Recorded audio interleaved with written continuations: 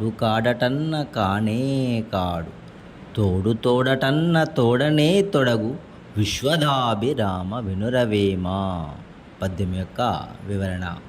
భగవంతుడంటే ఎక్కడో ఉంటాడు, రక్షిస్తాడు, శిక్షిస్తాడు. ఆయన్ని మనం చూడలేము, మన వల్ల అవదు, మనకు అర్హత లేదు. ఇక్కడ లేడు, ఎక్కడో ఉంటాడు, మనకు కానరాడు అన్న అపోహలో ఉన్నప్పుడు ఎప్పటికీ ఆ పరమాత్మని అనుభూతి చెందలేము.